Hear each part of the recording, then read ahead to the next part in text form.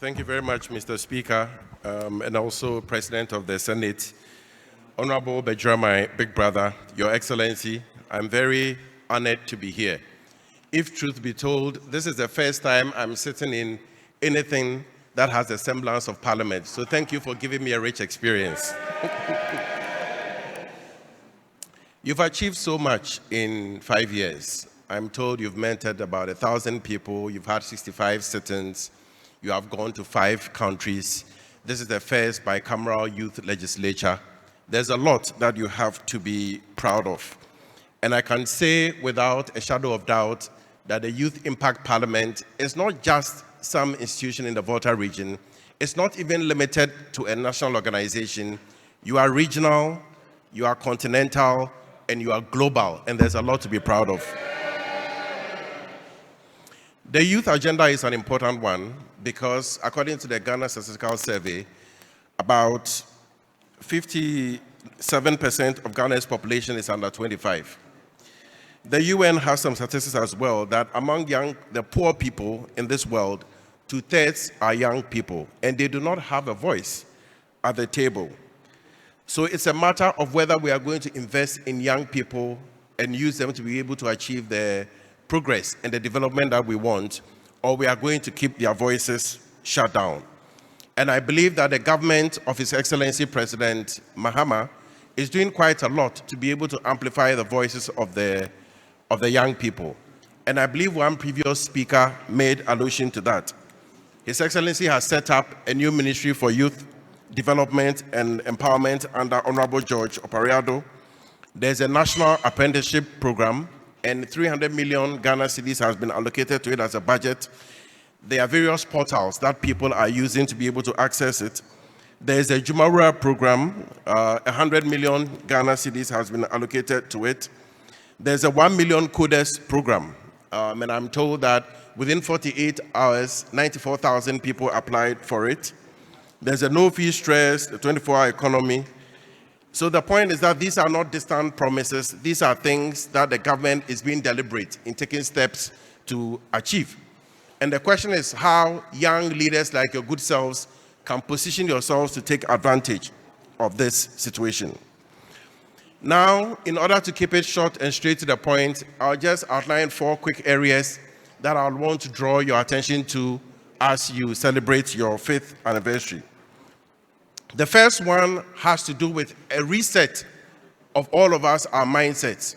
As young people, as you go around interacting, you will come across people who constantly question whether you deserve a seat at the table or not. They would say you are too young. Even at the age of late 40s, 50s, people will tell you, oh, you are too young. And that is the system that you find yourselves in. So I'm here to give you a message that you are not too young to be a leader. You are experienced enough, you've gone through the experience to be at the table. You should have the courage to be able to rise up and say that I am ready, I have something to offer. You should also have a humility to say that there's a lot that I want to learn. But to be accepted at the table, you need to be respectful, you need to be prepared to be able to sit at the table. Otherwise, then it also becomes an issue. So we need to change our minds to be able to know that we are ready to be able to sit at the table. That is the first point. How are we going to be able to prepare ourselves to sit at the table? That takes me to the second point. And that has to do with building our capacity, entering into training programs, and I'm glad that mentorship is a key part of what you're doing.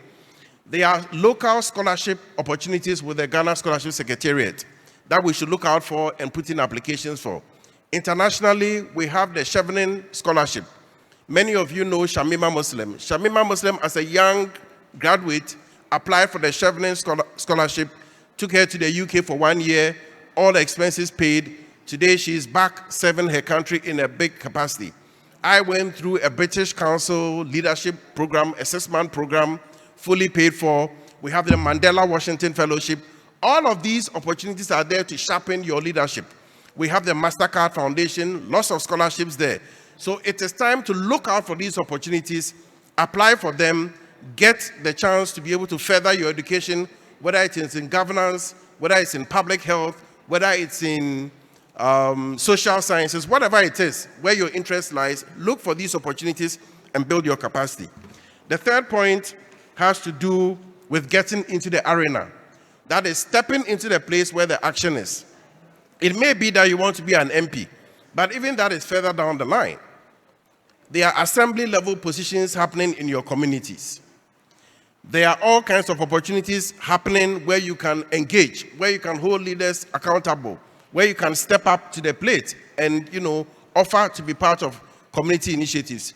Remember that you are not being trained for the sake of training. You are not being mentored for the sake of mentorship. You are being trained to make a difference in your community and what we call your sphere of influence. So wherever it is that you are engaging, make use of your leadership skills to make a difference. So that when I come and ask you, what have you achieved as a member of parliament, you have tangible things to refer to. And that takes me to the last point. And the last point has to do with the fact that I see you like the legislative agenda. You like the parliamentary flavor. You have your nice robes and all kinds of things. You have Honorable Bejra as your patron. And so this is what you like. I think that you have to begin to formalize your relationships with parliaments and similar bodies like you. I know you've been engaging with the Ghanaian parliament. You do not have any memorandum of understanding, but you need to engage. The Speaker of Bambagman is very friendly and is very happy to engage civil society, and you could fall into that category. Formalize your relationship with the Ghanaian parliament, formalize your relationship with the ECOWAS parliament, formalize your relationship with the Africa Union, and formalize your relationship with the United Nations, because you would see that it will give you opportunities to really establish your international credentials. Recently, I have heard that the Africa Union has this program where they give opportunities to young people to become election observers in various countries. They even take sometimes first-year university students. And with the kinds of things that you are doing, clearly you are very experienced and you can benefit from those initiatives. So formalize these partnerships and to open up amazing opportunities for you to engage. I know that today is your chamber fund. So I'll just end by saying that I'll make a small token donation to support your initiatives. God bless you.